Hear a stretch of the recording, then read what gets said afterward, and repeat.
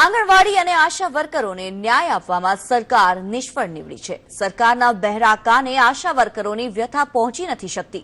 ત્યારે સુરતના ચોક બજાર વિસ્તારમાં 200 થી વધુ આંગણવાડી મહિલાઓ ધરણા પર ઉતરી હતી। આ અગાઉ 14 આંગણવાડી બહેનોને સસ્પેન્ડ કરવામાં આવી હતી, તેને લઈને આ ધરણા કરવામાં આવ્યા હતા। ધરણામાં મહિલાઓએ સરકાર વિરુદ્ધ મોરચો કાઢ્યો હતો અને સૂત્રોચ્ચાર પણ કર્યા હતા। આ ઉપરાંત ધરણા દરમિયાન મહિલાઓએ સરકાર ઉપર એવો આક્ષેપ પણ કર્યો કે અમને નોકરીએ આવવા માટે સરકાર તરફથી દબાણ કરવામાં આવે છે। આ ઉપરાંત આગામી 8 માર્ચે કાળો દિવસ ઉજવવાની ચીમકી પણ ઉચ્ચારી હતી।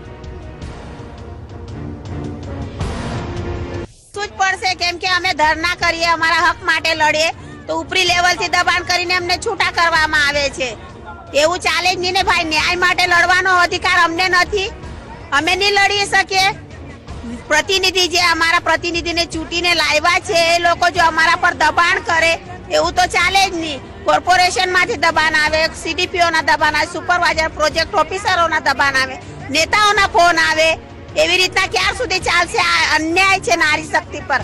આખા 28 જિલ્લાઓમાં હડતાલ ચાલી રહી છે તો તમને અમે 14 બહેનો જ દેખાય? આ તમે જુઠ્ઠું પેપરમાં જાહેરાત કાઢો છો કે બધી જગ્યા બંધ થઈ ગયો છે, તમારી આંખોમાં પટ્ટી બંધાઈ ગઈ છે કે શું થયું છે? જોઈને જાઓ કઈ કઈ જગ્યા તમારી આ હડતાલ ચાલુ રહી છે। અમારી રાજકોટની બહેનો બી આજે જેલમાં છે, અમને બી પૂરો જેલમાં, પર અમારા હક માટે અમે લડીને રહીશું। તમે કેટલો ધમકાવશો?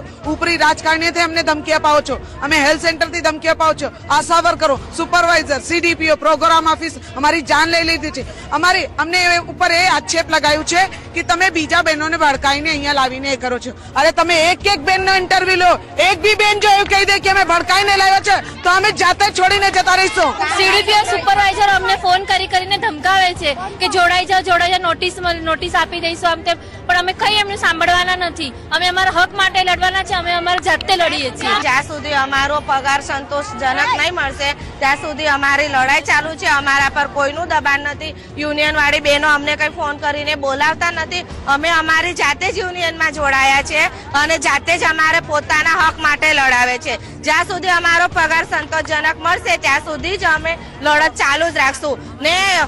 કયું અમારી બહેનો હજુ રાજકોટની બહેનો જેલમાં છે, એમનું કેવું છે કે 8 તારીખ સુધી જો અમને ડિસાઇડ નહીં મળે તો 8 તારીખે અમે કાળો દિવસ તરીકે ઉજવવાના છે।